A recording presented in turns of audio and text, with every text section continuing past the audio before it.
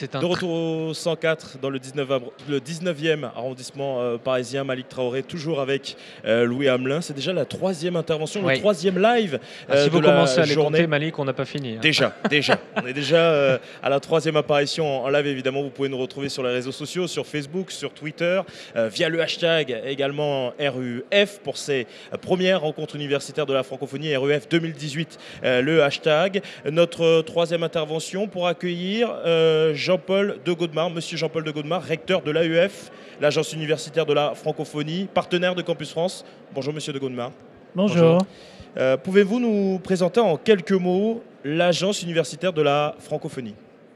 Oui, l'agence universitaire de la francophonie, c'est un réseau, probablement aujourd'hui le plus gros réseau international universitaire, puisque nous approchons les 900 membres, établissements de tout type, implantés dans 11 pays, accueillant 14-15 millions d'étudiants.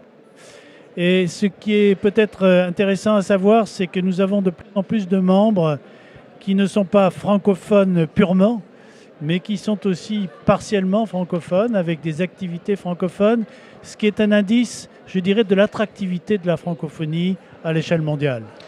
900 membres, 15 millions d'étudiants dont vous vous occupez indirectement ou directement. Comment s'articule la nouvelle stratégie d'attractivité dont on a parlé ce matin, stratégie d'attractivité à destination des étudiants étrangers qui a été annoncée par le Premier ministre Édouard Philippe, avec votre stratégie de l'AUF, l'Agence universitaire de la francophonie, pour la période 2017-2021? Alors il y a plusieurs éléments d'articulation. Le premier, c'est à partir du moment où c'est un plan qui est destiné à encourager, développer la mobilité, pour nous c'est bon. Parce que pour nous, la mobilité internationale des étudiants, elle est essentielle. Elle est, je dirais, un élément, je dirais même du vivre ensemble plus généralement. Et ce qui nous intéressera évidemment, c'est celle qui permet aux étudiants francophones ou faisant des études francophones de profiter de ces occasions de mobilité et en particulier vers la France.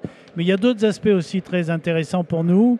C'est tout ce que le Premier ministre a évoqué en ce qui concerne l'engagement des universités françaises dans des travaux coopératifs avec d'autres universités de la francophonie. Beaucoup plus de travail en coopération. Voilà, ce que nous appelons le co-développement, c'est-à-dire ces projets qui permettent à des universités de mettre en commun leur expérience, leur savoir-faire, de bénéficier des bonnes pratiques inventées ici ou là.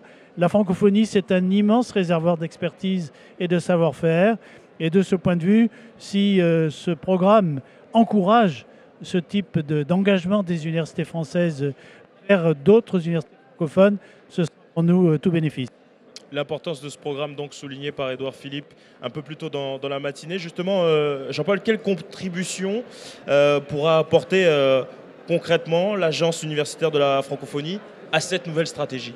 Écoutez, pour nous, notre rôle, il est simple, hein, c'est d'animer ce réseau, de faire en sorte que les universités travaillent toujours plus davantage et donc nous facilitons bien sûr ce travail des universités françaises en direction de leurs partenaires dans le reste de la francophonie.